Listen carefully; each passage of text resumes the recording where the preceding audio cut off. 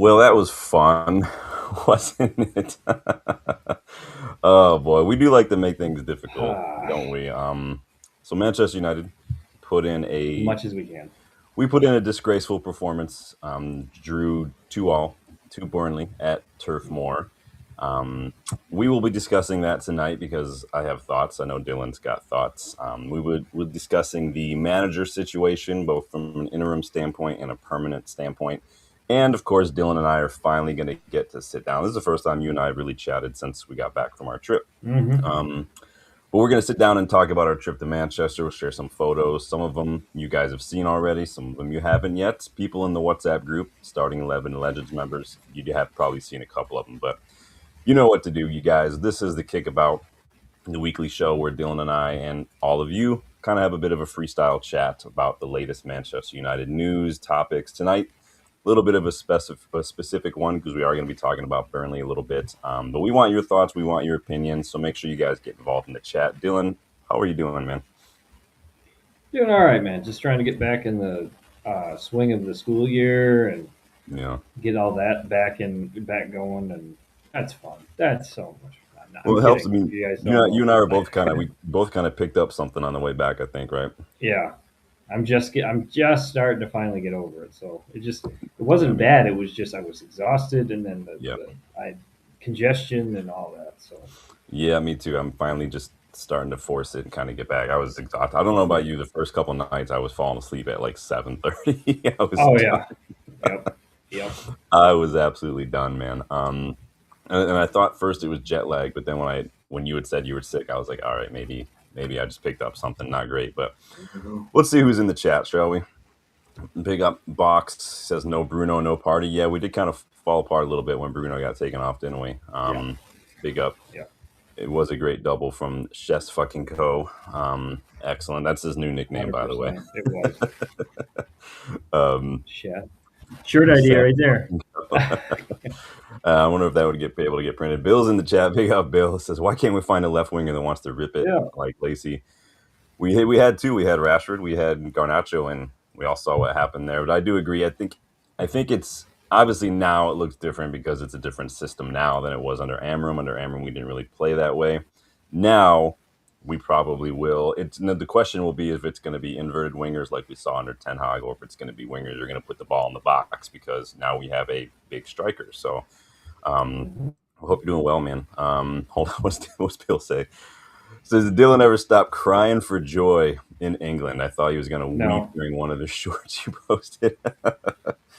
We all weep the first time. There's nothing wrong with it, right? He had something in both his eyes, Bill. Come Come on, Bill. on.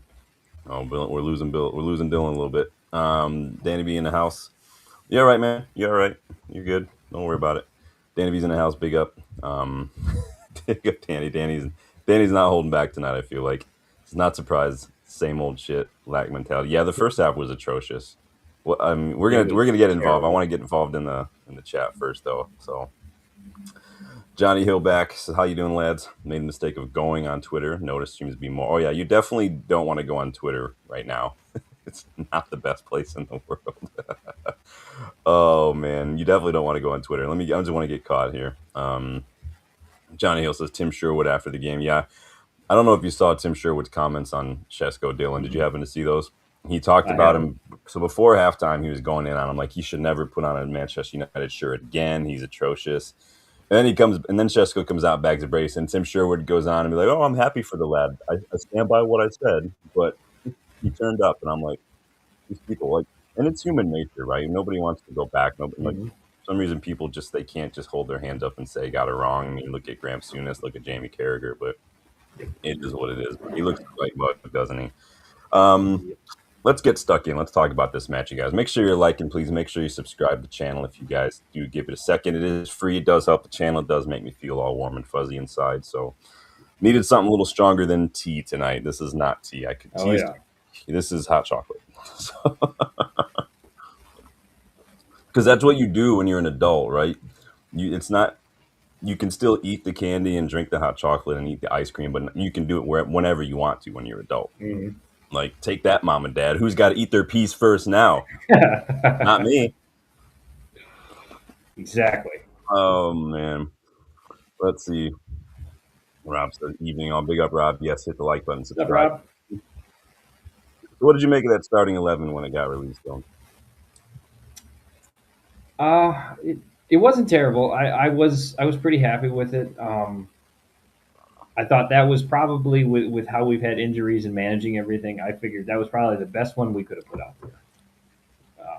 And so I was looking at it like we probably just based on who we were playing that'll get us that should get us the win just based on who we got there. Yeah, I we all was thought that, right? interested to know where everybody was going to play Yeah. because I knew we were going to switch set up. But yeah, other than that, I was like that should be more than enough. It was pretty much the 11 that I predicted in the preview, aside from Mm-hmm. Dorgu and Cunha were on opposite sides, which I thought was really weird. Yeah. I didn't like that, and I think that, and I see there's a comment there about what do you think about Cunha's poor performance. I think that played a huge role. That he, him playing on the right, operating on the right. I don't think that helped Yeah. him at all. And I Yeah, I think think, Dorgu suffered a little at times, not always. Obviously, I think Dorgu had a very good performance, but I think there were times that he didn't necessarily. He could have done better on the right. I think. yeah, I think it would be harsh to single out Cunha tonight. I'm not saying Cunha Mm-hmm. had a good match. I think Cunha was very sloppy on the ball, but I think everybody was sloppy on the ball tonight. Yeah. And I posted it Mm-hmm. in the WhatsApp group. Like, we know that we're wearing white, right? Like, we kept passing it right Mm-hmm. to Burnley. I was like, and like, just not like under any pressure. It was just sloppy all around. Like, the players No. just looked like they had just gotten off the plane, and they looked like Burnley was halfway across the world the way they played. Man, it was ridiculous. Um, Mm-hmm. it was embarrassing, dude. Yeah, the first half was an absolute just disgusting match. I'm here. There's like some static in the background, bro. It's hard to hear you if you can hear me. You're all right. Sorry, man. I don't. It's all I've right, got. dude. Yeah. It's all right. Just want to make sure One of those you're days, not man. losing you. Yeah. Trinity in the house said Shesko wouldn't have scored that goal if Cunha was on the left. Yeah, it's a good point. We'll see what Yep. happens. Shanta says Luke at left back is a concern. I didn't think he was bad. I thought he would look fine at left back personally. I mean, that's his natural position. I think tonight it did kind of feel like I guess maybe we should have anticipated this. It definitely looked like, to me anyway, just especially in the first half, players that were literally stuck between two systems. They'd spent the last 14 months playing one way, and then all of a sudden overnight, it played a different way. Now, I'm not excusing the performance. It was a shit performance, but it was Mm-hmm. just, they, from the way like Heaven was kind of bombing forward a little bit. Dallo didn't quite know what to. Dallo was garbage, hot garbage, by the way. He looked like he wasn't used to defending anymore. It was really embarrassing from him. Well, he's not. um yeah, it was not good, and I think a lot of it was sloppy. I mean, this was the first goal. Let me make us a little bit smaller here so we can see. So this kind of happened a lot in the first half. I know a lot of people are going in on Aiden Heaven, because it's an OG, right? But Heaven, he's doing what he needs to Mm-hmm. do right now. He's got his man covered. He's getting goal side of his man.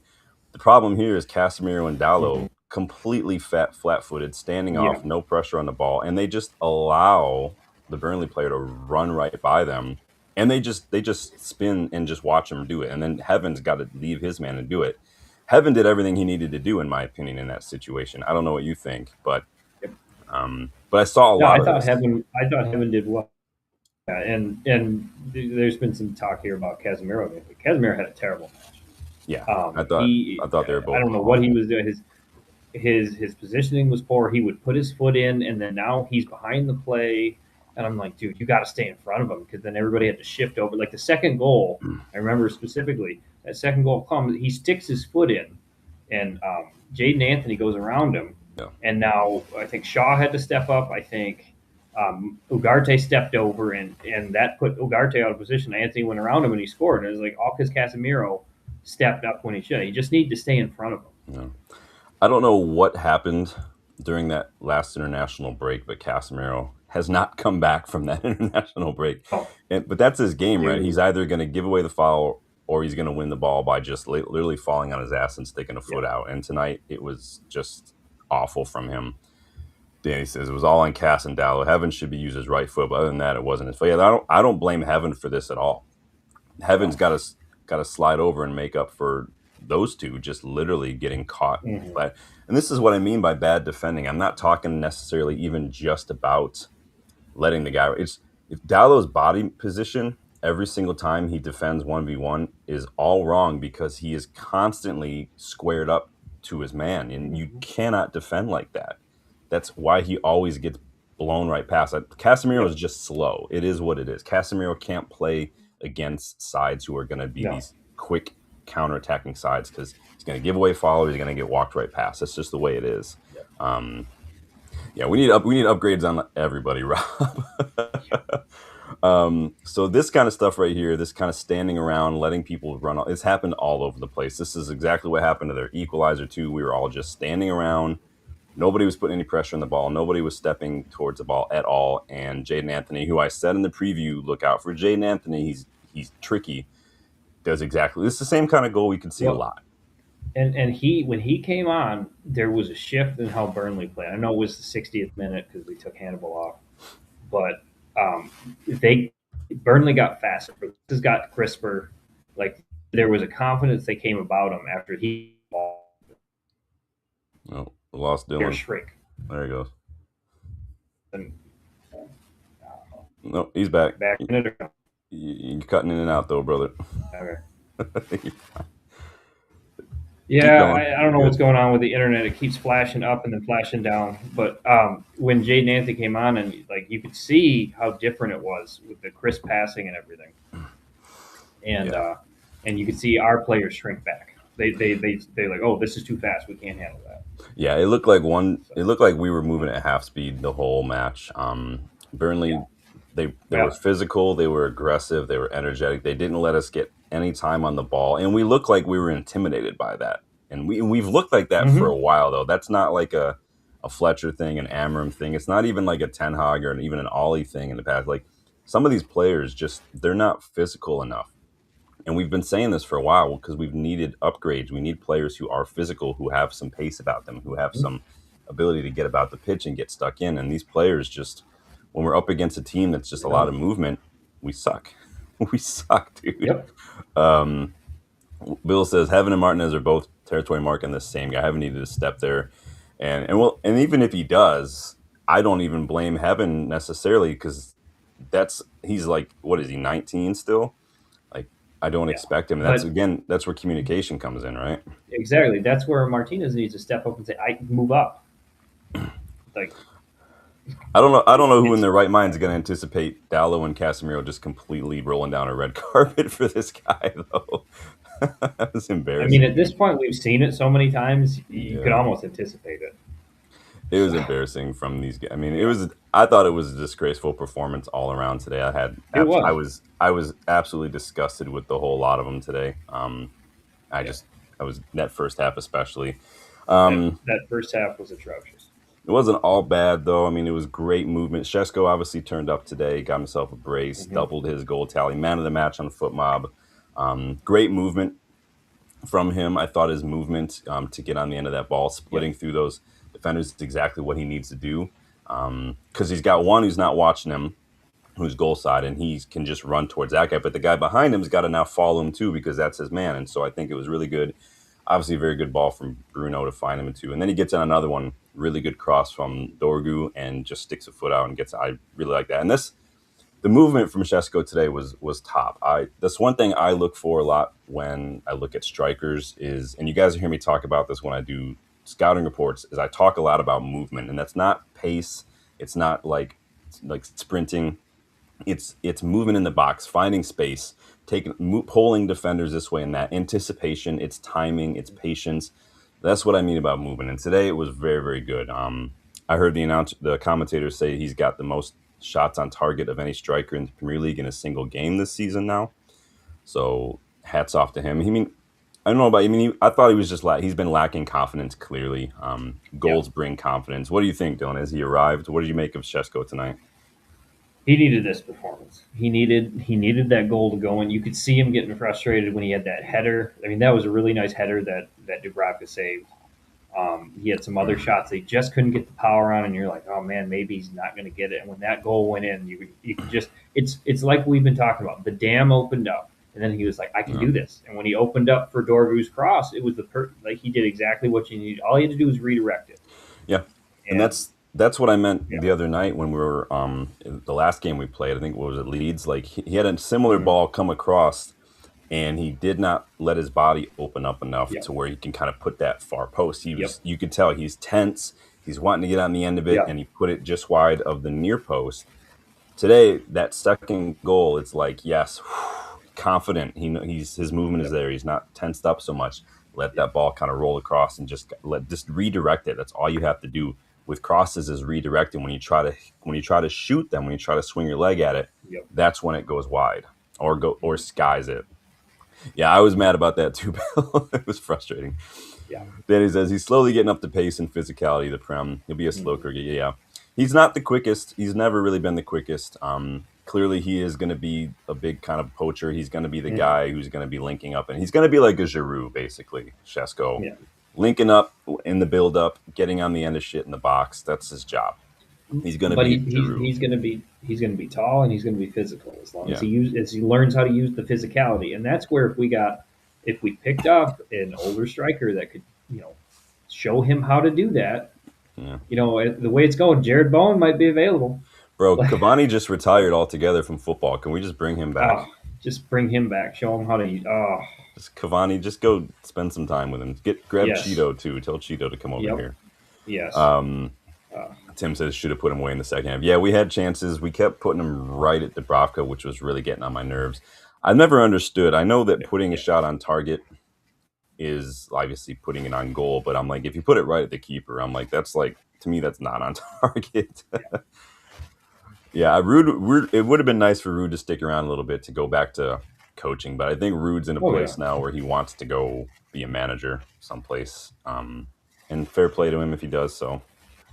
Yeah, this was the one that broke me, man. Yep. I was so annoyed. That I Uh, threw it into the chat. I was like, Delict makes that. I was like, that hurt.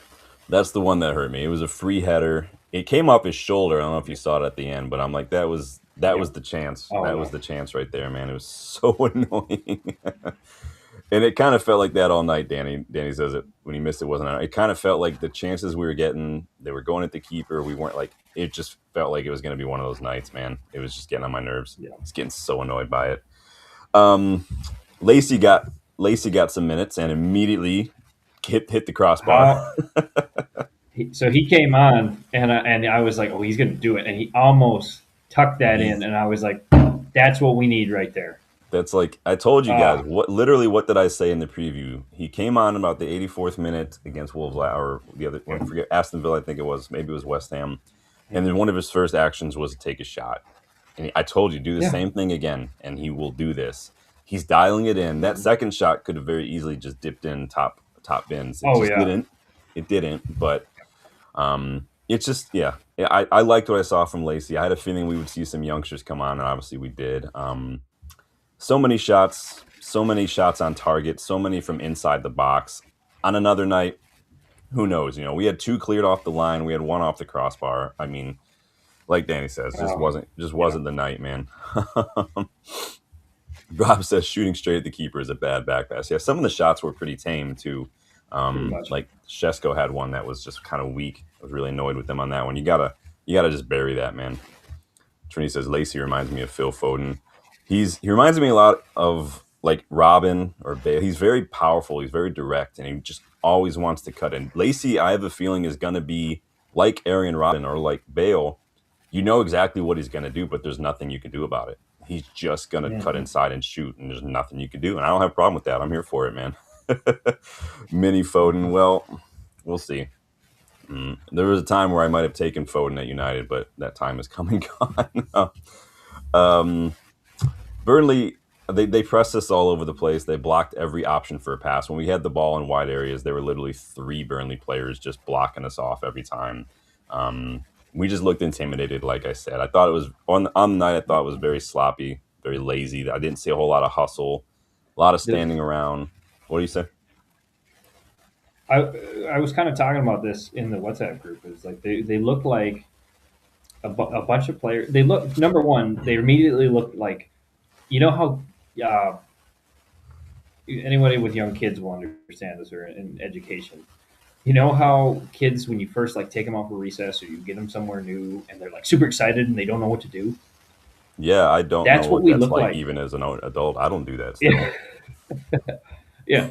But that's but that's what they look like for the first 45 minutes. They look like, oh, we're gonna play back four. This is great, and they just fire everything through, not making good passes, and then Yeah, they it was look annoying. confused, like what's happening? I don't know. And it's like, guys, you played this. Most of you Yeah, have played the system. it looks So like to I'm me it like, looked like players stuck between two oh, systems, not knowing who was marking who, where to yeah, go, and they're used to doing one thing and yeah, they've been doing it for over a year now. but yeah, It's gonna happen. I'm not excusing it. I think it was shit. yeah, It was criminal, honestly, yeah. overnight, but it was bad. You guys are you guys yeah, But I that's thought where somebody needs to step in. Yeah, I'm yeah. sorry. Go ahead. I was gonna say that's where you need somebody to marshal them and say, okay, you guys got somebody's got to be out there. Who's like, you have to talk, you have to do this. Like, Mm. if you need to shore up the line for like 5 minutes, 10 minutes, just to make sure everybody's on the right page, and then go do it. But that's why I get But frustrated because I don't feel like at this level I should have to tell Casemiro and Dallo not to just stand there yeah, and let somebody run right by them. Like I shouldn't have to tell people how to put pressure I on the know, ball. It's like getting to I know, college and then the teacher's got to tell you how to use a friggin' comma properly. You should know that shit by the time you get to I college, know man. A lot of you guys are going in on exactly. the players for 100% you taking. should. A lot of you guys are going on Yeah, the players for taking long range efforts. Yeah, I was getting tired of that too. Mainu's yeah, was annoying. Ugarte's. It seemed like some of those chances in the first half were always seem to fall to Ugarte, and it's like the last person I'd ever want on the end of those chances. yeah, Casemiro was sloppy, I thought, on the ball. His passes were just not coming off, and it was really annoying, man. It just wasn't. It yeah. just was. They were just bad. They were all just bad, dude. Bill says 4-4-2. I don't think a lot of these players were even alive when 4-4-2 was being played. Unfortunately, we're old, man. We remember it. We're old though. Yeah, Danny, you're preaching to the Mm-hmm. choir, man. This academic at this point. I would sell Dallo in the summer. We'll make money on Dallo. Sell him to Atletico Madrid or something. Let him Oh go. yeah, Let him go join. I'm pretty sure Amorim could very easily rock up at Atletico Madrid, and Dallo could go with him. In my opinion, let him go. oh yeah, What are you gonna do? Box is a bit harsh. I was mad about it, but I mean, it's not like we haven't seen world class players miss yeah. those opportunities before. Up to it is what it is. It could have won, but it didn't. On another night, you never know, man. But we just weren't taking advantages of those chances we were getting, unfortunately. We were sixth, now seventh, thanks to a very Okay. late winner from Newcastle Yeah, against Leeds, right? yeah. It sucks. City dropped points tonight again, which is surprising to me. I don't know why they're not scoring as many goals. They spent a lot of money on guys like Marmoush, Holland, Doku. Semenyo is probably going to be showing up soon too. They've got to score more goals. Savinho, they wanted to bend the rules to get Savinho. That guy can't get a sniff. Spurs lost because Spurs gonna Spurs. Chelsea lost, which was hilarious, by the way. And they Um, and they lost Cucurella, so that yeah. was fun too.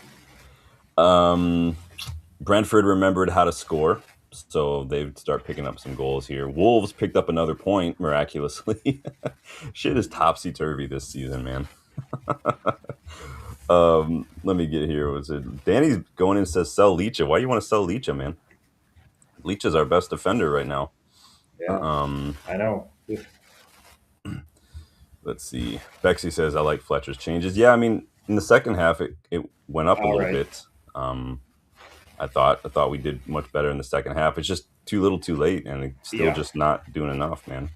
Um, the subs hurt a little bit because we lost some of the intensity, but that just shows like they're not necessarily everybody was up to snuff there. So yeah, I I don't mean know. Bruno's coming back from injury. It is what it is. We did dip when he went You had off. to take Mount, him off. Yep. yeah, I thought Yep. Mount was. It was sloppy all night though. It just the passes weren't really coming off. People were not finding like some passes just going out for no reason. It was really getting on my nerves. We need some players Mm-hmm. back. Either Mizraoui or Mbuma will be back this weekend because Morocco Mm-hmm. do take on Cameroon in the quarterfinals of the AFCON coming up. So somebody's coming back, and whoever comes back, whoever plays in that position is fucking gone. um, And then Fletcher confirmed after the match that he'll be in charge against Brighton for our FA Cup match this weekend too. So he will still be in charge. Looks like we will not be making a decision super quickly. Any final thoughts on the match? I mean, there wasn't really much to talk about, honestly. It was just shit performance. I could go in detailed, but Yeah. again, like the photo that I put up is literally that happened all night, just standing around, ball watching, not Yeah. really doing Yeah. anything. Super annoying, dude. Just the same thing as we've been saying. You know, the players, some of those players wanted Amarin gone. This was their chance to showcase that, hey, this is what we can do, and didn't really put forth an effort that says who they deserve. This was all deserved. Now, I'm not saying Amarin deserved to stay with everything. That's a Mhm. separate conversation. But they did. The players did not put themselves in a good light tonight. No, they were shit. So They were absolute dog shit tonight. How far away is Burnley from? It's not far. It was a 40-something minute train ride when we were gonna go. yeah, So it's not like it's far. It's not like they're like I don't understand, man. no, The second goal might have been on him. I don't remember exactly, but I mean, to me, that's not enough reason to be like sell somebody personally. But it is what it is. Defenders, you're going to concede goals. It's always going to be somebody's fault. So it is what it is. So that was the Burnley match. Not happy about the Burnley match. Let's shift gears again yeah, because we're talking about Fletcher. He will be in charge for Brighton. He was in charge tonight. Because it kind of relates to what we're talking about here. Because obviously you and I haven't had a chance to talk a whole lot. But yeah, Amorim let go this week. Sounds like the decision was made prior to the Leeds match. It sounds like, from what we're hearing late on this week from guys like David Ornstein and stuff, that stuff had broken down in a meeting between Wilcox and Amorim over signings and tactics and whatnot. And Amorim basically threw a temper tantrum in that meeting and said, "I'm calling my agent. I want to leave the club." The club would sound like we were happy to oblige. The club will put out that it has more to do with performances. You could literally look at both and say, yeah, but it is what it is. We put a poll up the other day on it, and everybody seemed to think Ineos did not back him enough. But and that could play a role too. The players are shit too. But mhm. so yeah, no more Amorim. Amorim is out. Fletcher is in charge for at least a couple matches here. Um, what are your thoughts on Amorim leaving or getting sacked, however you want to look at it? I mean, we talked about it. I definitely think he didn't get back to them. I think if we would have seen more of a midfield push towards to strengthen the midfield, this might have worked out better for him. Yeah. Um, but he didn't do himself any favors either. Like he Oh no. very inflexible. We many times we question the subs that changes that he made. Like not and I mean, we just saw how many times did you and I both say, "Come on, just throw Lacey on, Yeah. and he might give you something," and he never did. Besides that one time, He's Lacey's come on in the two appearances he's had. He's got 3 shots, all three basically exactly. on target, and one of them, a couple of them tonight could have very easily gone in. Oh yeah. That first one was a thing of So beauty. I when it was dipping down, I jumped out of my seat. I was like, "Oh my god!" Um, Danny seems to think no excuse. See, I'm trying to think that because this new structure is less manager dependent and more, this is the plan. It shouldn't matter who the manager is necessarily because we're not buying players for a manager Yeah, anymore. We didn't buy any wingbacks, for instance. I don't think, and I'm not saying that like, oh, I'm hoping. I'm saying I'm demanding that Ineos sign someone because it shouldn't matter if Amram is here or not. yeah, We should still have the plan. The plan should still be to sign players. yeah. I don't think we will because that's just Of course what we I will. think. But I agree. I think 15th obviously is unacceptable. The Europa League final was Yep. unacceptable. Win percentage less than 37% is unacceptable. 3 wins in our last 11, 13 points on our last 9 before he got sacked. I mean, is unacceptable, especially Hmm. considering some of the opposition we had, like Wolves, for instance. You and I were there for that. We'll talk about that later. Um, it did start, like you're saying, did start to feel a little bit like Ollie. Some people say inflexible. Some people say he didn't really have a plan B. I did start to feel like that with Ollie. There wasn't a whole lot of plan B, but it is what it is. He is a young manager, so we'll see what happens. But hey, we're still higher up than a lot of us thought. Like you said, I do also think maybe we didn't do enough to bring the players in the summer soon enough. We waited Hmm. too long. He had a rough bench. We had a bench of youngsters the other day. I mean, or maybe people think he should have just done more. I don't know. I don't think his pressers were helping him a whole lot. I mean, some of the comments he was coming out with, after Grimsby, saying the players showed me what they wanted. Sometimes I hate my players, sometimes I love my players. The worst team in United history. Basically, no filter. I mean, he name No, dropped a couple of youngsters last month for no reason.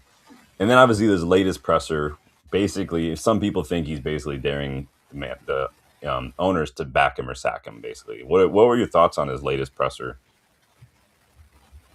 literally was it was a challenge. Either you're going to back me or this isn't going to work, and we all know it's not going to work. And you have to fire me. I'm not going to quit. Yeah, So it yeah, was just I mean, me personally, I didn't look at it as like, well, it's just somebody venting because hmm I do that all the time, but I don't do it in front of millions of people during a press conference. So I mean, there, I that would mean, be the he big can almost difference. just like F it, man. If I'm gonna do what I want, and Yeah, they're gonna have to pay me anyway. Screw it, man. yeah, here's exactly. here's a question for the Yeah, chat, and here's a question for you as well, Dylan. What does Amorim get credit for? What did he do well? What did you think he got right during his time here? I think he definitely called out some of the players. I think he definitely called some of the personalities that were going to be a problem. I think we all knew Rashford not to the same degree, but Garnacho we could all see. Garnacho was just not. He was not going to be of the mentality of what was going to be needed for what United needed, like to be for the team, to not be about yourself, things like that. And Rashford, I think he'd just gotten stale, and so to get rid of the as we said, the dead wood, that was big. And Yep. kudos to him for that. He stuck to his guns and he did that. So Yeah, I'd I think say, I think that's a big plus for yeah, him, right? He just kind of instilling a little bit of kind of self discipline in the dressing room. Hopefully, let's see. Bill says he didn't do anything good. No player got better. Why? I would argue that Casemiro definitely improved the start to the season, in my opinion. Who else? I'm trying to think. I don't know. I'd give him kudos for trusting heaven and Yeah, some of the younger defenders. yeah. One, Back in we heaven, gave obviously. Fredrickson a chance. Yeah. Yeah. So, He did start some um, youth. He gave like four youth yeah, players their debuts and since he was here. Fredrickson, Amos, yep, um, who else? Fletcher, Lacey as well, yep, Montato. So five yep, actually. So yeah. I um, just wish he would have kept doing it. Like he would play him, but he wouldn't trust him into yeah. situations. And like, yeah,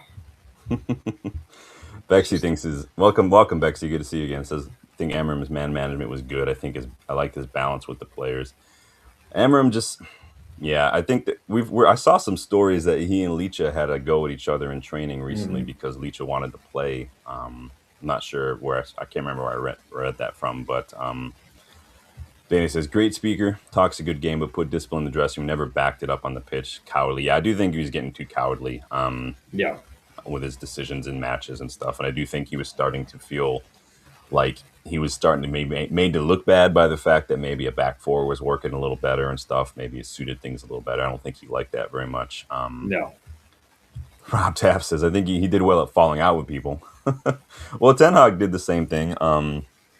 Jose did it as well. I think every manager's got certain characteristics that they look for in their players, certain levels, certain kind of mentality they look for, and I think that everyone's different. Unfortunately, Fox says he thought he handled Manu well. I think he did too. In terms of just if your mind's not in it, you're not going to mhm, be playing. He did the same thing with Rashford too, so I don't have a mhm. problem with that. Then he says had And no choice. That's a good shout. He did start him though. He Heaven was getting minutes last season before he got yeah, injured. What were you saying, Dylan? I was just say just back to the Burnley match today. I mean, I know Manu got to play today, coming back from injury, hasn't really been playing.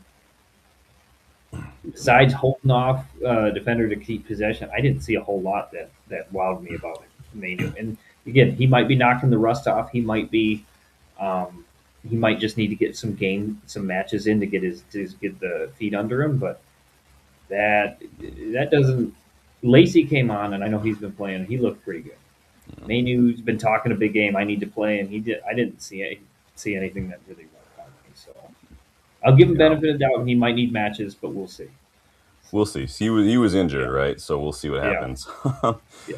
Bill says Casemiro was amazing. He was amazing at Real Madrid, but he definitely wasn't amazing under Ten Hag, Hmm. unfortunately. And I mean, he wasn't even in the squad for one of the cup finals a while FA back. Cup. And then, yeah, the Epic, he wasn't even in the squad. People were saying, get rid of him, get rid of him, get rid of him. And then he came back this summer, trimmed, fit, ready to go, looked very, very good. And then this last international break, he just fell off a cliff again. I think he was running on fumes to start the season, and that was it. We just ran out of him. But yeah, Casemiro was a great player, but we kind of got him at the tail end of his career. It's the same with Varane, unfortunately. Um, Hmm. yeah. Bexley says all managers have bust up. That's very normal. I don't have a problem with managers and players having shots at each other. I think it's actually good for the process itself to have a little bit. It just depends on what it is. If you're going to throw a fit because you're not playing, it's one thing. But I think you're more than. I mean, Ajax encourage this from a young age in their academy, like asking questions, even challenging things during training and stuff. They want you to start to think critically and whatnot. I don't have a problem with that. There's nothing wrong with asking questions and even trying to challenge things. I have no problem with that. But um, so I do think he did some things well. He just wasn't doing enough well. And at the end of the day, the only thing you have to do as a manager is win games, and that's what he wasn't doing. So Yep. we did manage to win some games this season. I didn't think any of us would have expected us to win, like Chelsea, Liverpool, Newcastle. Palace, Newcastle. But then the other games we just made look like absolutely the most difficult thing in the world. Like we put four past Bournemouth and we conceded four. I don't get it. Someone make it make sense. I don't get it at all. You can't ignore though Ineos in all this either because I think they're making themselves look more and more incompetent with Hmm. every one of these major decisions they've got to go back on and correct, right? I mean, started with Ashworth, Ten Hag, now Amorim as well. And I said way back when that if it happens again, people are going to shift focus from looking at managers and they're going to start looking at Ineos. And Yep. that's it's happening. Where do you feel like Ineos's accountability lies? I'm going to tell you right now, you guys, before Dylan answers, Andy's mint in your hot chocolate, game changer. Andy's Mint, feel free to sponsor us at any point in time. Mm. Um, Ineos have to get it right this time. We said last time they needed to get it right, but I think they had a little more leeway just because okay, the Ten Hag came off the trophy. They wanted to give him a shot. He failed. Okay, um, and then Amarin, okay, new hot new guy that's going to come in with his 3-4-3 and just revolutionize the Prem. Well,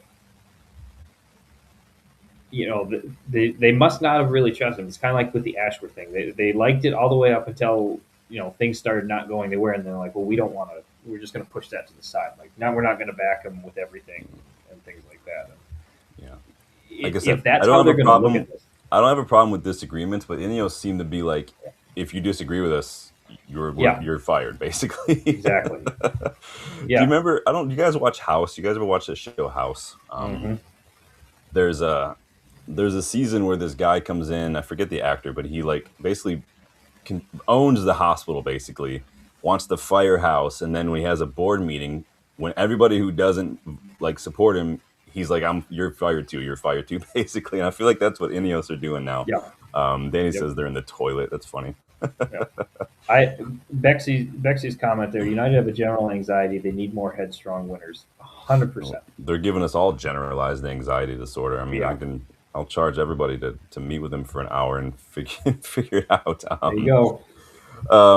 But yeah, I reminded everyone the other day that Ineos they've at Nice alone at Nice they've gone through six managers in 2 years. Some people think they should have sacked Ten Hag in the summer. Some people think they should have sacked Amorim in the summer as well. As a club, though, overall, we have spent a lot of money on the sacking of managers. I saw this. I scooped this up from Kieran Maguire on LinkedIn because we're buddies on LinkedIn. But he put this little graph up of how much money United have spent when it comes to the payoffs and the recruitment of managers total. So this is total for the cost to hire the manager and total for the cost to sack them as well. So this is just not just Ineos. Ineos have only done this, in the last, but look at like this is United since Sir Alex left. So obviously we started it with Moyes. That was the beginning of it. cost 5 million to bring him in and sack him. Louis Van Gaal was almost twice as much. Jose was more than twice as much, almost 20 million to hire and sack Jose Mourinho. Then we went through Ollie, Ralph, and Ed Woodward all around the same time. Remember, Woodward was basically let go after the Super League. That cost us almost 25 million pounds. Ten Hag, 17 million pounds. Ineos themselves have spent, what is that, like 32 million pounds just in the sacking of Arnold, Yep. Ashworth, Amorim as well. Like, and now Ten Hag is lumped in there as well too. Like, that's embarrassing as a club, Hmm. and this is a big, and all of that counts against you in PSR as well. So that's cool. Yep. Looking at it in those hard numbers, Dylan, like what does that say to you? What does that look like? Ineptitude. Yeah, That just shows me that there's ineptitude with how they manage their business of yeah, finding someone to lead the team. yeah. I don't, and this Glazers still have input in a lot of this stuff. It's absolutely ridiculous. Yeah. Bucks is Amram It's 19.5 million. Well, I think his coaching staff is lumped in there as well. yeah. Yeah. Yep. I like Bill's comment there where it says we need Dan Campbell, the Lions coach. Oh, is that? I have Uh, no idea who that is. I saw yeah. that and I was like trying to figure out who that. I don't know. Obviously, I don't watch the Yeah. NFL, so Yeah. So if anybody doesn't know Dan Campbell, go watch him on either any interview he's ever done or or uh, nice. I don't watch the show, but I just watch clips of it. It's that one they do the preseason one behind the NFL scenes for the NFL. It was the read all not all or nothing. It's whatever it is. Somebody can help me in the chat. But it's the Hard Knocks. Hard Knocks. Um, if you watch that when they did the Lions, they went from nobody thinking they could do anything to they were Super Bowl contender. They went for like Super Bowl betting odds just from watching Dan Campbell's staff and what they were doing. So Interesting. that's who we need. We need a manager like that that's going to be able to get the players to fight for each other, fight for the club, fight for the badge. And as much as the players say they were going to do that, we can see it on the pitch. You're not Yeah. doing it. You guys get scared and you get weak when stuff starts to go against you, and then you fall apart. It's so difficult too because every different things motivate different people. It's hard to find a one size fits all approach to management, and that's why I do respect guys like Ten Hag and Amorim who really started off by trying to put a set Mm-hmm. of like standards and just to demanding everybody hold those standards. Now, Fergie had standards, but Fergie was also one of the best man managers you're ever going to see in your life. He knew who needed to have an arm put around him, who needed to be Yeah. challenged a bit. Like, not every manager can do that. You can find, I think, a good fit like that. I do think that it's rare, but I do think a lot of it is going to be hard now because managers, and I went on a bit of a rant the other day, it's just not like that anymore with head coach. Like the distinction between head coach and managers, just I think that says it all. I don't think managers are going to have as much of a say so anymore. When they don't get as much power to decide the sort of players they're going to get. They've got to sometimes deal with personalities they don't really click with, and Yep. it's the part of it is becoming like figuring out how to handle that. But I do think managers want more power than they're going to have now, and I think that's something that any manager or any head coach that comes to United is really going to have to make peace with. Is that your job is going to be to coach. You will have input on some things, but it will not be buying players for you specifically. We buy players that anybody can work with, basically. Eddie Howe was very reputable for uniting dressing rooms, but is that enough? I don't know. Private 944, new face in the house. Welcome. Says, I still don't understand why we're not going for a midfielder. I don't understand it either, man. I put that graph up the other Yep. day as well of all the midfielders that we brought in since Ferguson retired. There were like 3 or 4 seasons or transfer windows or summers where we didn't buy any midfielders whatsoever. Yep. There were a couple where we only bought guys who were Well, like at 30 or above 30, like Feinsteiger, Casemiro, and whatnot. mhm. Not good enough, man. What were you saying? I was going to say that summer we brought in Sancho, Varane, um, I think Casemiro or not Casemiro, Ronaldo. Ronaldo. Yeah, I was like, that was the summer we needed a midfielder. Like that Yeah, could have helped. we need a midfielder all the time, man. Yeah. I think so. Mourinho only got who Fred and Matic, I think. Ten Hag got Casemiro and Ugarte, I believe. Yep. And Amorim hasn't gotten anybody. Like midfield is a position that we just seem to neglect time and time again, unfortunately. And And and we saw Burnley carve us up too. They ran right through us yeah, the whole time. yeah, that was So embarrassing. That right, if that doesn't show, because Wilcox and Barada were there, if that doesn't show them, yeah, like midfielder immediately, pull yeah, your thumb out, go open the checkbook and do it. Like you had yeah. 65 million set aside for Semenyo, go use it. You could get two midfielders right now for that much money. Like you could literally go get Kamara and Hackney. Boom, midfield sorted right now. Oh yeah, he got Hmm. Pogba too. Forgot about that. We don't. He didn't really Oh want yeah, Pogba though, did he? Um, Forgot about Pogba. no. So yeah, so that's the money that we've spent on managers in and out the door, which honestly super embarrassing when you look at it that way. But that's also a big reason why we struggle in transfer windows to struggle with PSRs because we literally killed ourselves. Hmm. And a lot of Hmm. it has to do with obviously losing players for free or not for profit because we're shit at that too. But Yep. um, Bill says it's funny since the strength of Fergie was midfield. Fergie, I mean, it's hard. I don't like comparing everyone to Fergie. It's kind of like comparing every wide player to like Messi. It's just comparing them to the outlier is just not fair. I feel like Fergie is literally the greatest manager who's ever, like, literally, in my opinion, the greatest sports coach of all time, like hands down. People can argue all they want to, but that's just my opinion. It is what it is. If you say otherwise, you're wrong. Sorry, it just is what it is. But so managers, let's talk managers because Amram's gone. Fletcher is here for a hot second. Do you think an interim manager will come in? I put a poll in the chat for what people might want. So far, Ollie is winning with 50%. Carrick's got 35%. Fletcher's got 8%. Rude's got 8%. Now, when I say interim, I don't mean for a couple games. Like I mean from now until the end of the season. So keep that in Yeah. mind. But um, where do you stand on that? I mean, I don't know how you feel about Fletcher. He's only been under 18s coach for like a hot second. And I really don't want him to leave the under 18s. I'd rather have him go back there and coach. I don't think he has enough Oh experience no. to Yep. be interim for the rest of the season personally.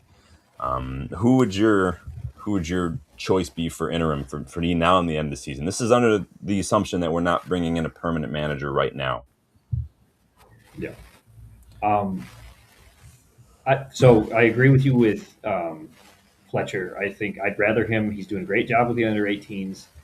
I thought he did okay today in terms of his management. I think some of the setup wasn't great. I think some of the subs were okay. Some of the switches at halftime, some of the changes that he Yeah. made, like how he moved Cunha back or around a little bit, that helped a little bit, open some things up. But you're right. He's just starting this management career, and he was doing great with the under 18s. Go get more experience, learn more from that. Take this and learn from that. Yeah. Um, so my choice, well, besides like Bill's talking about, would they bring back Keane? I think Keane would be hilarious, just because I think he'd just be mad at everybody, and I I wouldn't bring personally back love it. Keno to coach. What I would do is do like a scared Yeah. straight day with him in the dressing room. Oh Just yeah. have everybody sit on the edge of their seat in the dressing room, Yeah. and just have him go around and just start Yeah. either screaming at people or just staring at them like, "What the fuck are you doing?" Like, just that's all you need. Just Yeah. a scared straight I Keno that's edition. That's all you want. I'd love that, because that I mean, honestly, you kind of need somebody just to hold them accountable, because they're not doing it on the field, and Keno will do it. Well, and here's So this, the two but options again, might but come. Dylan, Go ahead. Dylan, Dylan, Dylan, Dylan, Dylan, like I'm sorry to interrupt. I just get so frustrated with because Oh, you're I good. don't feel like a coach should have to get the players to hold themselves accountable. The players should hold themselves accountable. The players should be able I to know, hold themselves to a certain standard to take care of themselves, to not have to constantly be told to. but It's so I'm not angry at you. I just like no, you're I'm so no, you're, frustrated with the but players. it's not even being told to do that. It's like it's like you knowing that this person, no matter what on the pitch, is going to, even if they're having a shit performance, is going to go out there and they're going to do the right things, and they're going to leave it all on the pitch. Okay, Bruno's I think the closest, and Leach are probably the closest we have, but there's still not the one that they don't even say anything, but you know they're going to do their best out there, This needs to be like the and they're going airplane to, and you situation with want the to, air with the yeah, mask. If you take care of your own shit yeah, first, and then you hold and you help everyone else out. yeah, I need to know at the end of the day, like I'm out there doing everything I need to do in training, mentality, diet, sleep, all of it. And then if somebody else next to me is not pulling their weight, I need to let them know. And it's not screaming at them; it's just telling them like switch on, like let's go, come on, let's yeah, that's what I mean. I don't ever. It's like crickets out. I yeah, swear you could hear crickets out here on the pitch sometimes. Not. I'm not hmm, even just meaning like when like today when maybe Leacha needed to tell Heaven to go do this or that. I mean like just in general. It's so quiet. It's like everyone's so afraid and so tense of yeah. making a mistake. But yeah, and I was texting somebody else about the match. One of my teachers, we watched it too, and I said they're scared to make a mistake. There's nobody Yeah. that wants to go out there and be the one to be responsible and say, yeah, okay, this didn't work, but we're going to go out there and we're going to do better. And it's just it like, but like you're saying, and somebody out there to, I've got my shit down. You need to get your shit figured out. And when you do that, everybody else is like, well, I don't want to let that guy down. And Yeah. there's nobody on that team that's saying figure your shit out. And then everybody, because when somebody gets called out, they feel bad. And yes, it does hurt in the moment, but you got to look at it and say, you know what, he's doing it, or this person's doing it because they care and they want to make everybody better. And the whole viewpoint on that, the whole mentality has gone away from that. And Yeah. that's got to shift too. I think players. I Um, think. I think players kind of because they've got like their brand, and I think things like image rights have really ruined it. I think players mhm. really only worried about themselves, and Yeah. in that I mean they're worried about making sure that people don't think they're the ones that are bad. Like it's all like you've seen it. How many times have players done social media posts or gone out and done interviews to get ahead of the narrative to make sure everyone know, it's not me. It's not me. I'm the one being Mhm. scapegoated here. I'm the one like, and that's what I mean. Like these players are just they don't want to take responsibility because they don't want to look bad. It's maybe I'm just old. I don't know, but I mean, I would love to have someone No. like Kino. Does I don't need Kino coaching. Yep. I don't need him doing anything, but just come in and just be like, "Fuck are you doing?" Like, Yeah. look at the badge on your shirt. 100%. Look at every single one. It's so annoying, man. I get frustrated. Yep. 100%. I'm right. I 100% agree with you on that. But A lot we of got people off want. topic. Thanks for listening to our TED Talk, No, everybody. it's all right, Uh, man. This is what we do, man. um, There's no topic, there's no yeah. agenda. I have notes, but Yeah. they're really like Yeah. it's like a pirate code. It is more like guidelines than actual like Yeah. script here. This is what it is. Yeah. A lot of people are saying But, Carrick in the chat. I think to me, and Ollie, even if it's just the second half of the season, I want someone with the most experience, someone with a track record of at least getting something. I know a lot of people are. I've seen a lot of Ollie hate today what he did with the players he had at the time. I mean, he had stuck with McFred in midfield. You've got Andreas Pereira going on here, like, and he still did a lot. He's got second, got third. He went on like an 11 game unbeaten run in his first spell as interim. Longest unbeaten away record. Europa League final that we lost because David De Gea decided to ignore instructions in the shootout. He had Pep's number. He plays exciting football. yep. And again, I think the biggest issue for a lot of people is they're looking at interim through the lens of permanent manager, and like you have to look at it through the lens of this is an interim. This is someone who geez just come in, steady the ship, and while the club does what it needs to do to find an actual manager. A Mhm. lot of people are saying no, don't go back, don't go back. I don't get that either. It was different owners for first and foremost. It was completely different owners. Real Madrid did it with Zidane and Ancelotti. They went back and got them back. Chelsea brought Mourinho back and they won the Premier League as well. Um, and again, interim. Always start with the fact that this is interim. His win percentage as manager is like 1% less than Jurgen Klopp and Carlo Ancelotti's. It's better than Pochettino's. It's around the same as Unai Emery's as well. I don't know. You guys let me know what you think. So, what are your thoughts on Ollie? Um, I I think Ollie would help just in terms of he understands the club. He knows what to be expected. That's exactly what I want right there. If Carrick and Ollie would want to do this together, that I'd take them both back like that because I don't know. You just felt like even though Ollie might not have all of the X's and O's. Carrick had a little more of that tactical news. We saw a little more flexibility with that. Like he was able to kind of. I mean, we saw it in his caretaker role with that when he had those three matches. He seemed like he was a little more confident in his ability to get the players to understand what he wanted them to do. Ale knew he was more the man manager. He could get the guy. He knew what to say to the players. He knew what to do for that particular part. So if we could get both those guys back, Evans as the coach, I mean, Yeah, I'm good with this one. Evans was on the touchline today. He was helping out. We had some of the under Yep. 21s in here. Ollie Carrick Yep. combo. I mean, it's bring the band back together. Yep. Carrick, I know some people are like, well, he was at Middlesbrough. He might, and I've seen he's in the running. I think for like either West Brom or West Ham. I can't remember off the top of my head. Mhm. I think that if it were a choice between managing and being assistant at United or not managing or not coaching at all, I think if I'm Carrick, I would probably just go coach, Oh maintain that yeah. experience, even if it's under Ollie. He's not where Ollie is. Ollie's been managing a lot longer than Carrick has. That's why I mean of the options, if everything were possible, if there were no limitations, if money was not an issue, you could go out and get your own manager. Mhm. That's one thing. But I'm looking at what is realistic, what is possible. I've Yep. seen people like, let's go get Ancelotti. I'm like, it must be nice to live in that fantasy world. It's just not going to Yeah. happen. Let's live in reality for a second here. This is interim until the end of the season or until it goes absolute pear-shaped. Um, Yep. and Ollie to me is the best option of the ones out there. He knows the club. He plays the kind of football people like. As an interim, it works. Permanent job, no, no, no, no, no. Steady the ship, get us winning Yep. some games. I mean, he goes on another run and it's top four like overnight. Like I'm just saying. The permanent manager is another discussion altogether. You and I had that discussion a few months back. I did repost that video. It is the homepage video. There is a link in the video description here. There's a link to that video. We went through 8 of those. So where does everyone stand right now with interim? 50% say Ollie, big up. So I'm going to end that poll. Ollie wins it.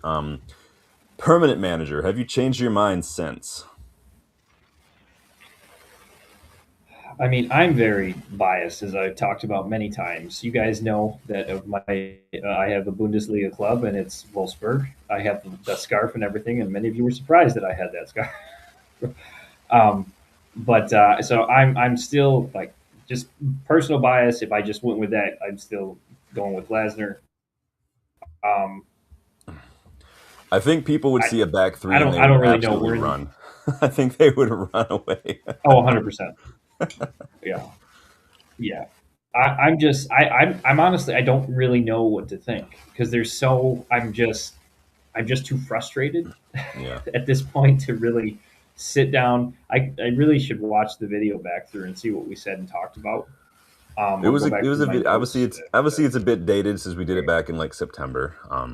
But we went through 8 of them, and there is a poll up as well. There's another link to a poll where you guys can actually go vote. Somebody actually added Carrick to it, but still, your boy Glasner is still winning the poll.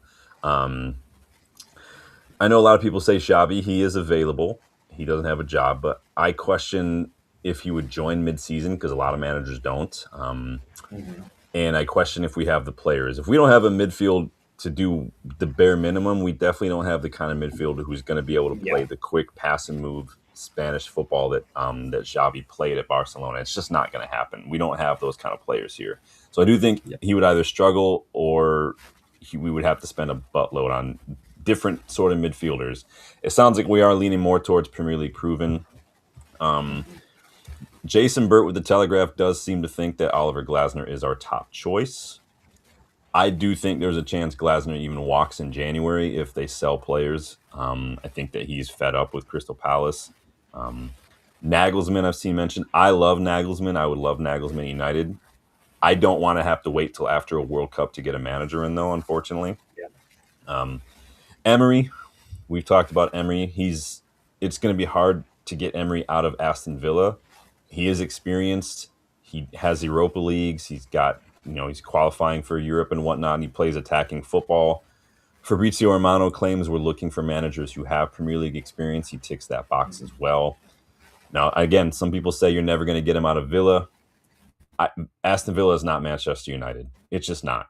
I don't care who you. I don't care how well Villa are doing. If you, I think we lost Dylan, guys. If if Manchester United come calling, you're going to do it. It's just the way it is. So who else you guys got in here? We're gonna wait for Dylan to come back. I'm gonna Dylan. I got to remove you from the screen here, buddy. So Dylan's internet finally decided to go out on him. Bill says Tuchel. Yep, I like Thomas Tuchel as well. I think he's a good manager. Now, again, Thomas Tuchel, he is a bit more Antonio Conte. He is a bit more Jose Mourinho in that he will throw a fit if he doesn't get his players. He famously at PSG wanted a center back, did not get a center back, got a midfielder, played that midfielder at center back just to throw a bit of a tantrum. That's just the way Thomas Tuchel does things. Let's see. Bexy says Wilcox and Brada looked under pressure. Yeah, they didn't look too happy, did they? Oh, Dylan's back. There you go. You're super pixelated, my guy. It's all right. It's cool, man. It's all right. We'll put you back up there though, because why not? There you go. There it is. All right, there we go. We're all good now. So we're talking about Premier League proven. Bill recommended Thomas Tuchel. That is an option. Don't ever mention this guy's name in the chat again, Bill. That's strike one. Danny thinks it's going to be Glasner or De Zerbi. I don't really like. I'm not a big fan of De Zerbi. I don't think he's really painted himself in a great light. That what he's in Marseille hasn't really looked great. I think a big part of why they're doing well is Greenwood's done very well. So yeah, Greenwood's done really, really well. Yeah. Boxed just for the banter. That's it. Just for the banter. Danny says more likely a yes man. I mean, every manager's going to be looked at as a yes man right now, and it's not because they're puppets. It's because this is just the way modern football is now. You are going to not have as much say. Come on, Fox, really? And if you speak out against your boss, no matter what, you're going to get fired. It's just the way. So it's a question of, would you rather have someone in who's going to just go off the rails first meeting they have and get fired and we're back in the situation, or someone who's going to just get down to the coaching and not worry about anything else? It's a hard place to be in. Wilfred and Nancy, what are you doing out here? You guys are nuts. So yeah, I did repost that video. You guys can let us know in the chats who maybe you guys are looking at. Does it even matter who we appoint anymore, though? I mean, different ownership, but it does kind of feel the same. You know, maybe I think the problem is a lot deeper than the owners. I think for me, the longest time, the real issue has been, no structure combined with hiring a lot of managers with wildly different styles and then being surprised when it took a couple of years to click. Like, it didn't make sense to me. How do Ineos convince any candidate that they're looking at that maybe some of what Amorim sort of implied in these last couple of pressers isn't true? How do they convince a new hire that, like, they're going to be backed? Join us. Why would any manager join United? What would you have to do to join United, do you think?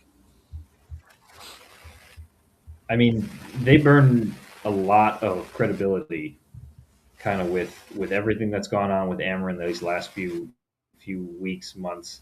Just like it's out there in the media, not being backed.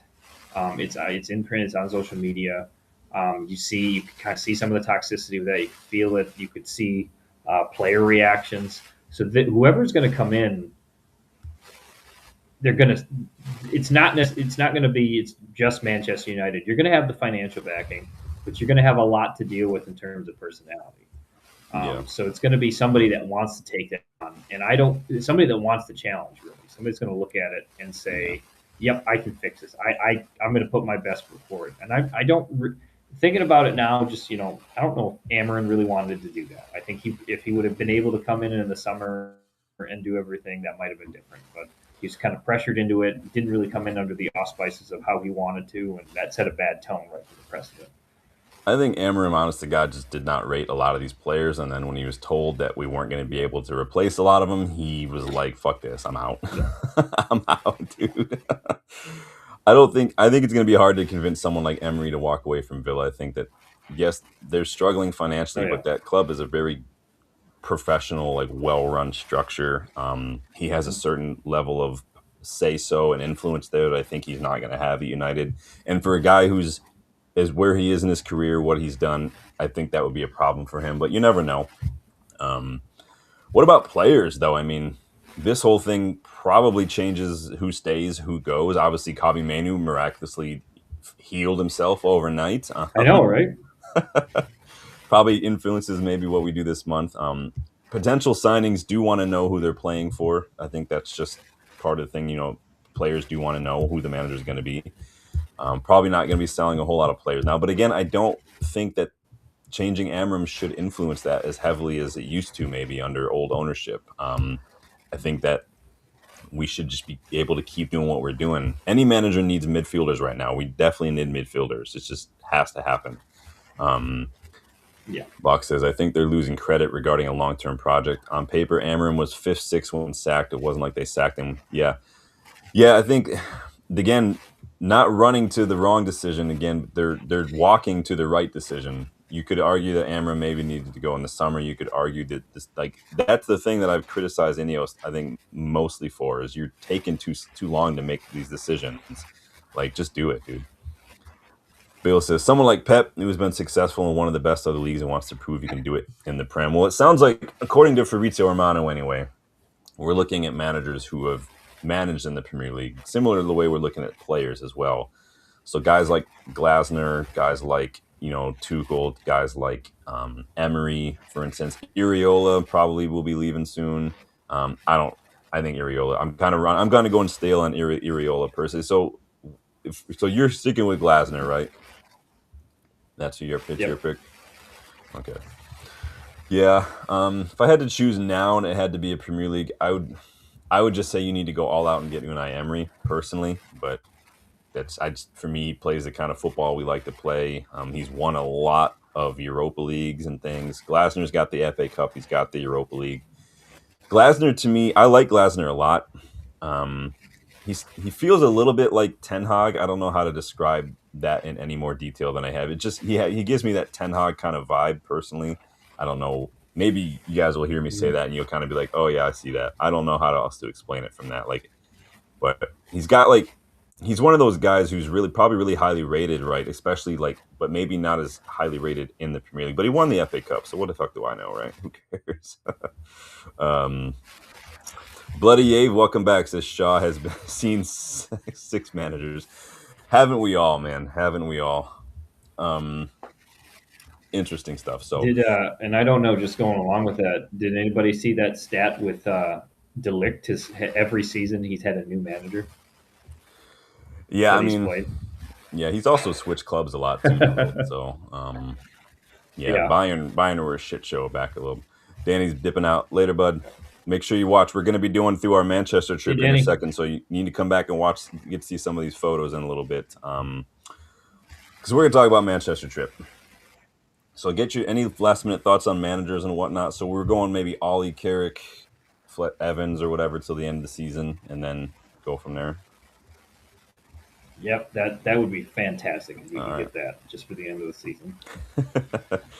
So let's talk about this trip, because you and I, we took a little trip recently to Manchester, flew out Christmas Day and got back, New Year's Eve, and went to Newcastle, which was a big win, Wolves, which was a shit show, and we went to go see Salford take on Fleetwood Town. We got some hospitality suites there, and that was pretty lit. We're going to go through some photos from that as well.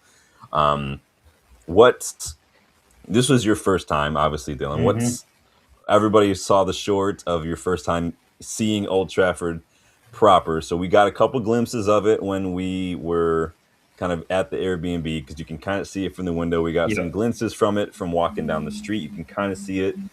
Glimpses of it over the roofs of the house going to Tesco. And I made you wait. I didn't let you go. I know. Get it was right. Very rude of you. And then we finally saw Dylan go. Look at you guys. Go watch I'll play it if you guys want me to, but go watch the video, the short of Dylan seeing Old Trafford for the first time. It's pretty hilarious. But we took a lot of photos. Let's see. Bach says Sean has a fair few collector's item: a Veghorst goal, an Anthony goal, Dorgu goal, and Amber win. It's true. I'm gonna start throwing some photos up, Dylan, while you go ahead and just kind of share some of your experiences with this first time being at So Old Trafford. so that first time we walked up there, and I told you this so many times, but I don't know if I told this to anybody in the videos. It was like when we were walking up there. I mean, you've seen the video. I'm just like in awe. But we're walking around the stadium, and number one, just you're in awe of the stadium because it's Old Trafford. Okay, it's Manchester United. This is where the greats play. You will see the Trinity. You see all the you see the red light. You see Sir Matt Busby. You see Sir Alex with the other statues.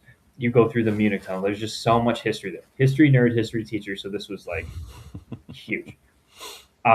But then I was telling Sean the big thing about it was it just felt like I was coming home. Like this is everything that I had been that I'd wanted to do, that I'd want to see. It just felt like I was like, yes, this makes sense. And those pictures were there; those were fun.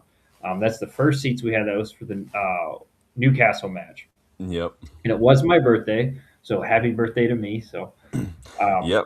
Jeff, our boy that, Jeff, big shout out Jeff. yeah, shout out to Jeff. Thank you He so hooked that much. up. Yeah, he You told and me your wife, Jean, thank he you had both. texted me. He was like, "Make sure you guys look at the thing," and I'm like, "All right, do you know when it's going to be?" And happily, we got there a little early, sat down, and they played it a couple times. We finally got a good photo, so that helped. Sean had to take it. My phone wouldn't do it. Yeah, so but these are our seats for the Newcastle match. Pretty good seats. There's really not a bad seat in the stadium at no, all, right? no, and just one thing I always remember about that was like I'm just taking everything in. We finally get in the stadium. I'm looking around. I'm just like, oh, this is amazing. This is so awesome. I'm doing that for like hour and a half, just watching people come in. I'm looking at the wave fans. Sean's right next to me. All of a sudden, just as I'm looking around, I just see this happen. Sean fell asleep at one point. Oh Just the yeah, jet lag caught up to him. So I was still running on pure adrenaline from this y'all. awesome experience. I literally fell asleep waiting for this kickoff, and jerked myself awake. I was dead tired on my ass, man. So Whatever. that match was so like So that first was a half good. we were both talking about it. It was good. Like, hey, we saw some attacking. We saw Yeah. Dorgan gets the goal right in front of us too. That was awesome. Dorgan gets the goal right in front of us, and we get to give it to the Newcastle fans because we're right next Oh to yeah, we're pretty close to him. the Newcastle fans. And then the second half hits, and I don't know if I did this when we did the videos Fuck off, Bill. in Newcastle, right after the Newcastle match. But I sat most of the match of the second half like this, just Yeah, it head was down, stressed out.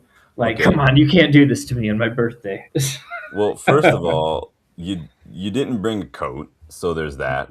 This That guy yes, this guy rocked up with some hoodies and was like, "I'll be all right." I look over and he's shivering the whole match. We went out yeah. first thing in the morning to Tesco and got him a coat.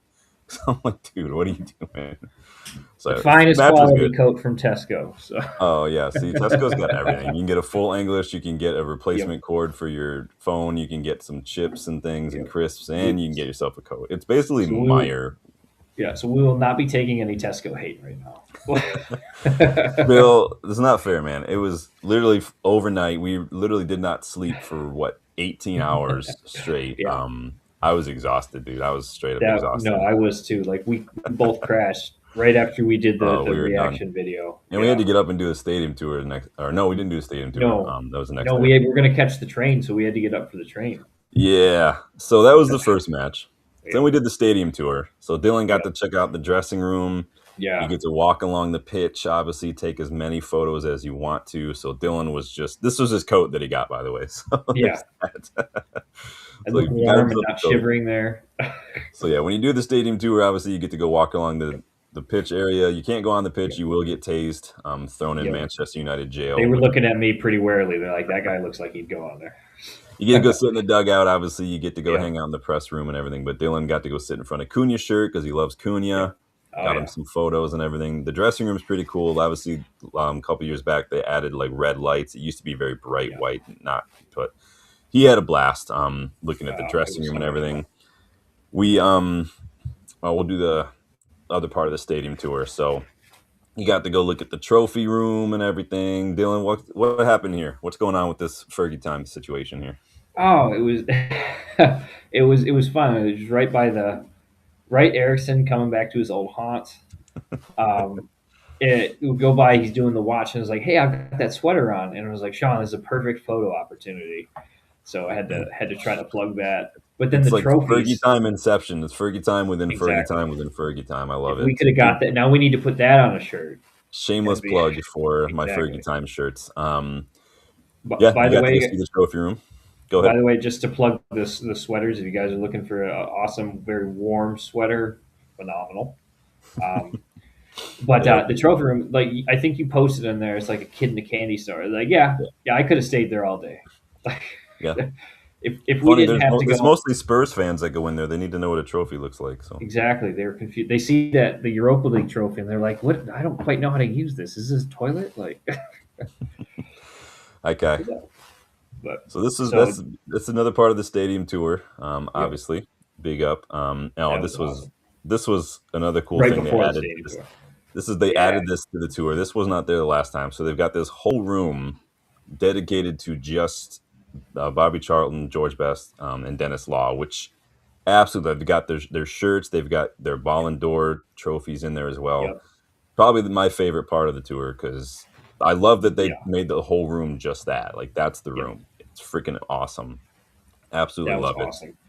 Um, these were our seats for the Newcastle or the Wolves match, by the Wolves way. match. So this obviously we're across from the tunnel, and obviously the players come in to do their warm up. So that's how close we were for the Wolves match. Pretty good seats, I thought. Well, How, go ahead, Bill. it was just funny because just commenting on that, and I don't think we can tell right here, but we both said when they came over, I'm like, man, Xerxes a lot taller than we thought. Yeah, Xerxes Yeah, massive. yeah, Shesko is massive as well, but yeah, Xerxes is bigger. Like Xerxes is bigger than Shesko, which you don't yeah, doesn't look like it sometimes. He's massive. He's a yeah, unit, dude. yeah, and we were just like, damn. Um, so yeah, that's our seats for the Wolves match. Very, very good seats. We were here for a lot of throw-ins. I spent most of that match yelling at Dallo to make runs because we were very Yep, close to him and he wasn't doing anything and he was no, getting on my nerves. Um, yep. that was And he annoying. kept trying to make those curl runs in the middle. I'm like, no, the we you were yelling at it, and then the one time he tried, we both yelled at him. We're like, just keep going. Like, He's just standing there, man. That was one of the most frustrating halves of football ever. uh, Nobody wanted to make a run. Nobody wanted to play the yeah, pass. It was super yep. annoying. So Um, Wolves match, we don't want to talk about Wolves match too much. yeah, We met a couple of interesting individuals ahead of the Salford match. We met one ahead of the Salford match. This guy, for anyone yeah, who hasn't seen any photos, we did meet a couple of legends ahead of Salford. We got to the Salford match a little early. Our suite was not ready yet, so we kind of had to sit outside. And Dylan, you tell the story better than anyone. Go for it. so this was kind of fun. So just to set the whole thing up, this happens between friends and everything when something cool is about to happen and one of you notices it and like you just implicitly trust your friend that you're like, yes, I'm going to follow you through fire because I know something cool is going to happen. And we're sitting there, we're right outside the merchandise shack at Salford, and we're both kind of looking around, and I'm like looking at some stuff on my phone. I looked up and I was like, that guy looks like Skulls. And I didn't even think anything of it. I'm like, yeah, that's fine. Sean, as soon as I thought that, Sean immediately is like, Dylan, get your phone. And I'm like, I was in lockstep. I'm like, I didn't think that was Skulls, but it's like Sean said to do it, so we're so we're doing it. And Sean just walks over, and it was like Sean had known Skolzy his whole life. He just walks over, Skolzy, and immediately he's like, hey, what's up? And he's like, can we get a quick photo? And of course, Skolzy goes, are you guys Americans? And then we just got chatted for a bit as we took the photo, just for a quick second. And it was awesome. Just that like This is why I just go this to in Salford sync matches part. every Yeah. time I go because Oh, you have a very good chance of meeting yeah. somebody from the class of 92. Like you just do. Yeah. Justin and I were there the first time we went. We were a couple rows away from like Giggsy and Nikki Butt. We did not Mm-hmm. get photos that time. That was before my channel. That was before I was still in my I don't like taking selfies mode. I just don't care anymore, clearly. I just walked right up to him. So we met Skolzy and then so we leave. We go to Manchester Airport. We're a little early for the Mm-hmm. flight. Our gate's not even decided yet. So we sit down on a bench and we have to wait for like an hour, and so we're just Mhm. chilling. We're just chilling, and this is right when you come into the airport. Like anyone who's coming to the airport to go anywhere has to pass by this area. So that's where Yep. we're sitting. Good eye on the gate numbers, and lo and behold, who happens to walk by? Captain Marvel himself. Yep. Um, And it's the same sort of thing from the Salford match. I was reading. I was reading a United book, and I was like, "Get your phone," and I was like, "Yep, whatever you say." So he comes walking by. He's with his wife. He was at the match because when you get certain hospitality tickets, you get to go. He stops by the suites. You get to go take your photo. So Yeah. obviously he was there for that. But he and his wife they stopped for a second. I think his wife had to do something, and I locked eyes and I say, "Robbo, can we get a photo?" And he said, "Yeah." So we walked over, snap a quick photo. Like we're Oh. just we're just collecting them like Pokemon cards, man. Mhm. It's just ridiculous. So Sean's got three now, guys. He's got Vidic, he's got Scholesy, I he's got do. Robbo. I'm He's getting the getting stat his man. he's getting his 11 going. So, So that was impressive. I was trying to explain it to someone who was a Red Wings fan the other day, and I was like, meeting Scholesy is kind of like meeting Steve Eiserman. Meeting Robbo is mhm. kind of like meeting Gordie Howe, basically. It was awesome. And then we met another absolute legend, maybe the most legendary of all the bunch, um, Mr. Stu Woolley Oh yeah, from over at Tactical Devils was in town with his brother and his nephews for the Wolves match, and we met them up at the roof of Hotel Football. As you can see, it is the best view of Old Trafford. You can see Old Trafford mhm. behind us, but we had the pleasure of hanging out with Stupendous himself, sharing a drink, sharing some memories, comparing photos and stories of footy and meeting legends and matches and all this kind of stuff. The guy was an absolute top bloke. Had an absolute blast, man. Nicest guy you're ever gonna meet. Ran in, we linked up again outside of the mega store ahead of the match as well. But they made the drive. I forget where he said he was from, but they drove about an hour and a half to get here, and then they turned around and drove home after the match. Yeah, Big Stu, that was awesome. Really getting That to was link up awesome with to him. meet them. What did you think about that, man? That was awesome. Oh, that was just so cool to meet other individuals also doing things like this. And then just getting to chat with them, getting to know them, and just like you said, great blokes. Just wonderful to meet them. Wonderful to talk with them. Yeah, Nice to meet their the boys that were was that Stu's brothers' kids? I don't yeah. I know. think those are both his nephews. One of whom was a Wolves fan, so Yeah, we'll go we had easy to on razz him him. a little bit, but he was happy coming out of that match. Yeah. So His other nephew had literally the same jersey on as I'm yeah, wearing in this photo. Obviously, my 01, 02 jersey. I love that shirt. I need yeah, to find it in the long sleeve version. If I can find it in the long sleeve, then I will sell that one. Um, but yeah, excellent yeah. to meet It was Stu. awesome. But all in all, pretty good trip, man. Obviously, that's just the walk down to Old Trafford. You're gonna pass by the Hmm. Blaze and you can see some shops and stuff. But Yep. obviously, just all in all, a very fun trip. Obviously, Oh yeah. what were some of your favorite parts of that trip? Because there was stuff that wasn't even match related that I had a blast doing, like when we went and hung out at that pub and just watched some of the Hmm. matches on TV. Playing pool for a couple hours was Oh yeah. awesome. Um, So number definitely seeing United or seeing United, seeing man Old Trafford. That was I'm going to remember that for the rest of my life. Just the feeling of seeing it, walking through, just that's just going to stick with me, bro. That's top. That's the number one.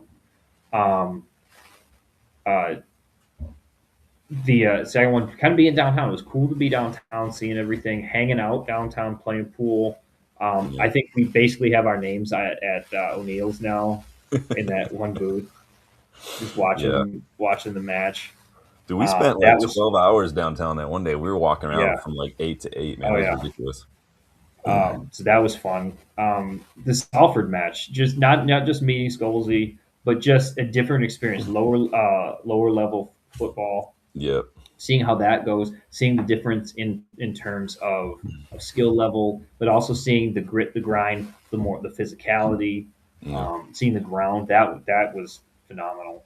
Saw Um, Ethan Ennis play because he's yep. on loan at Fleetwood Town right now. Looked pretty good. Takes their corners, dangerous on the ball. Obviously, it was a 0-0 draw at the end of the night. But Yeah. you saw the football museum. What'd you think of the football museum downtown? That I could have stayed there all day. Because I'll read. I'm one of those guys. I will read every placard, and I'm like, Yeah, oh, that's cool. I should. Then I'll have to look it up on my phone to get more information. Like when I would do history projects in high school, it would take me. My brother would get it done in like an hour. I'd to be 4 hours because I'd go down like this is right when you like Wikipedia was really like that's what you go for your research stuff. So I'd be like, Yeah. well, this is where I look it up, and then I'll look on a tangent and I'll go to like oh, we're talking about the American Revolution, and somehow I ended up in like 13th century France about something. Like I'll just keep going and going, and that was the same way I felt. I was surrounded by history. I was surrounded by information. I was like, this is just leave me here. I can die now. Like It's pretty cool. It's a pretty cool exhibit. They've got a little something for everybody. They've got like Justin was all about the Stefano Real Madrid shirt they've mhm. got behind glass there and stuff. They've got some floors for like activities for kids. You can take penalties and stuff up there. It's pretty cool. I go when I get there. It's if I go back within another 12 months, it's free. They have a little gift shop and stuff too, but I it's wanted to good times. steal the Cantona painting, the Cantona King That painting. is a cool I painting. wanted that. I want that in my living room. So Right. It's pretty cool painting. I'll steal the Trinity display at the Old Trafford that Museum. too. I We don't need need a that as well. dining room table. I could just use that instead. Yeah. Um, but it was a fun trip, man. It was. I'm glad that you went. I'm glad that Oh, you got to go. I didn't even know it was your birthday until Jeff texted me about a week or so beforehand. So that felt like a fun little bonus, and so you got a nice little birthday present there. I was saving that because Emma wanted to tell you. She wanted. I Oh, was like, okay. I wasn't really going to say anything, and she's like, no, you have to say something. And I was like, it's not the point of the trip. And she was like, I will tell Sean. I was like, you tell Yeah, Sean.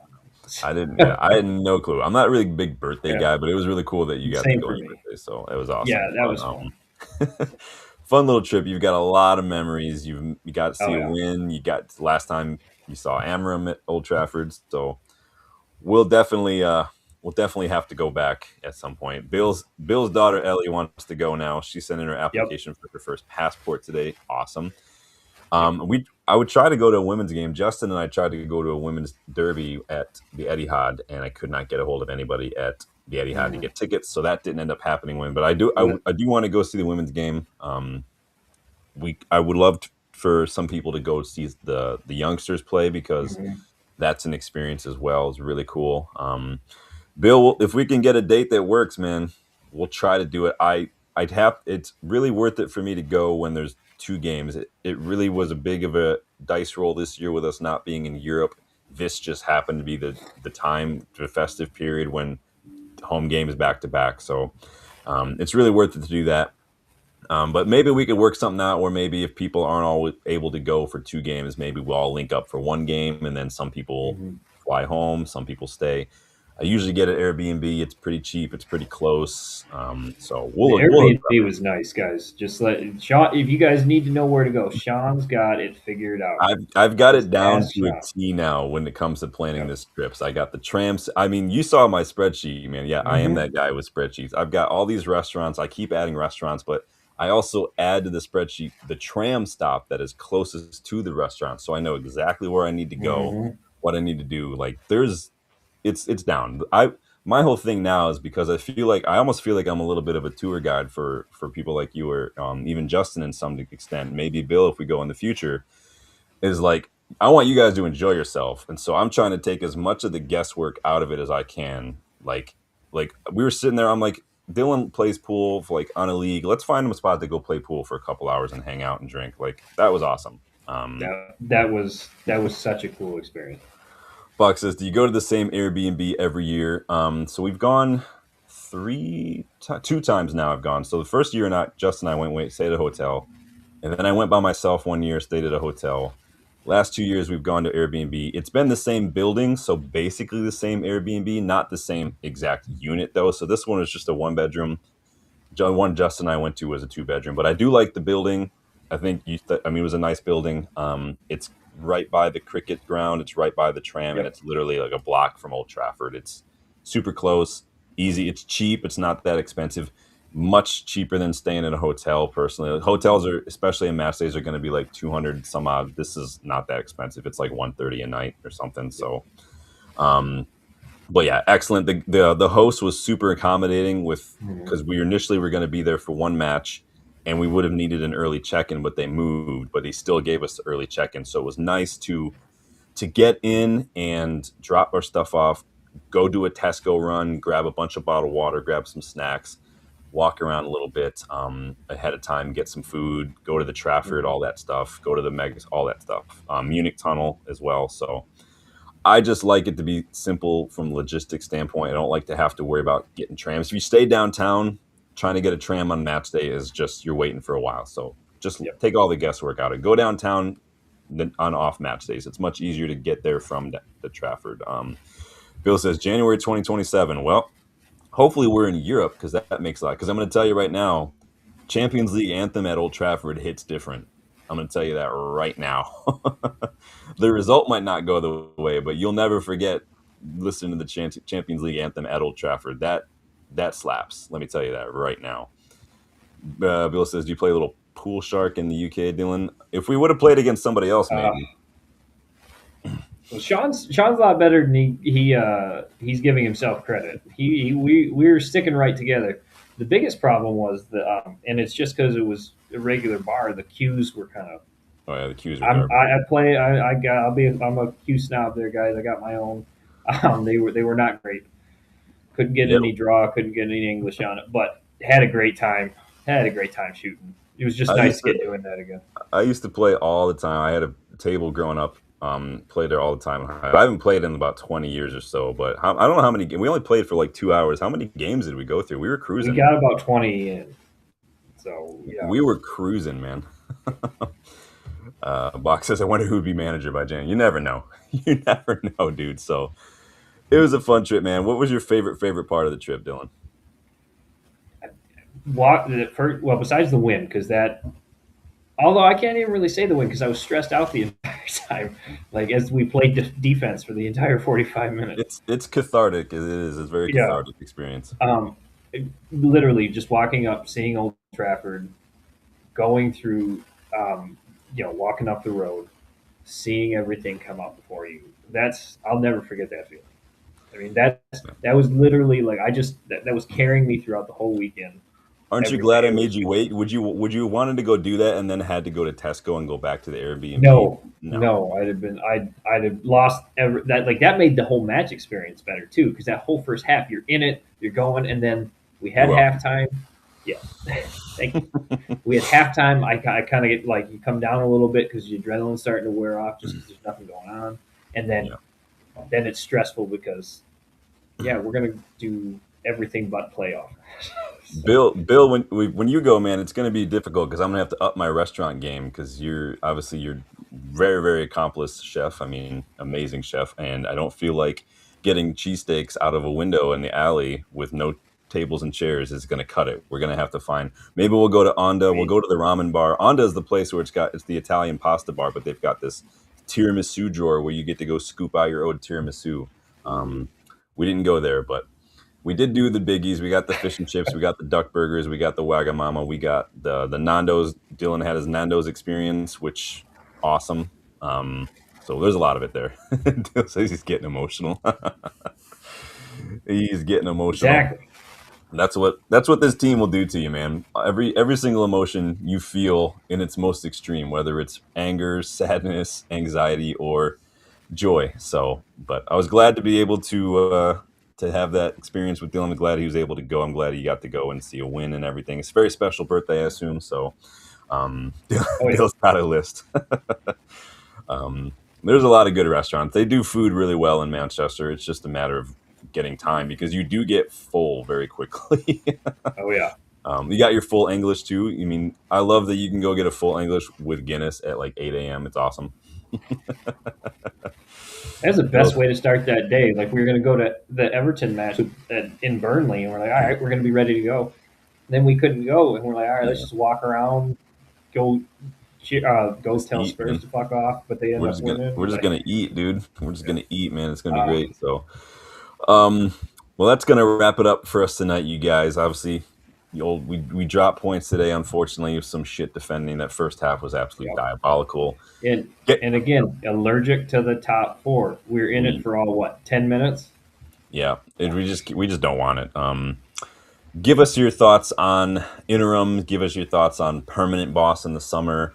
Let us know what you thought about that. If you weren't able to catch the live show, please make sure to leave your comments and like the video, please. It does help the channel grow. We're on the road to 3K. Would love to get the 3K before the end of the January transfer window. We're not that far away, so keep sharing, keep hyping old videos. It's the best way to help the channel grow, you guys.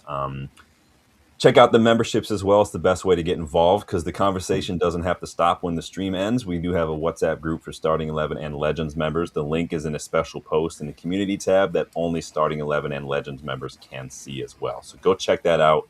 Go watch the manager replacement video that Dylan and I did. It is linked in this video description. There was a poll as well. If you go look at the community tabs to go vote on your pick after you watch the video, of course. And we'll go from Dylan. Any final thoughts? Yeah, Box says, roll on Brighton. Let's win the FA Cup, dude. That would Let's do slap it. hard. Right? Any final thoughts, Dill?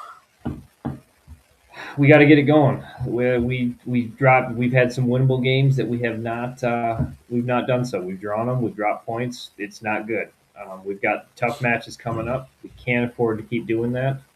So we gotta figure it out. But hey, went to Manchester. Where's another Yes. one? It's mirrored on my Went, screen. yeah, went to Manchester. Had a great time. Sean, thank you so much for doing that. Thank you to everybody on the site. Appreciate you guys being a part of this. I hope you guys have a good night. Let's go on. Let's beat Brighton in the FA Let's Cup. beat Brighton. Let's fucking go, baby. Let's fucking go. Bexy, full English breakfast is the best. Honestly, whoever invented beans on toast should be given the Nobel Prize because it sounds like weirdest thing.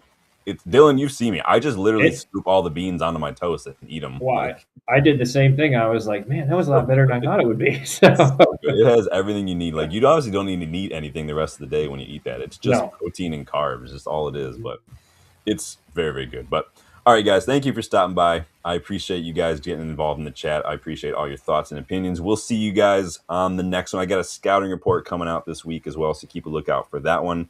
A lot of players, including player playing in the USL here in the US, so keep an eye out for that one. But until then, you guys take it easy, enjoy your night, and I will see you guys on the next one. Later. have a good one, everybody.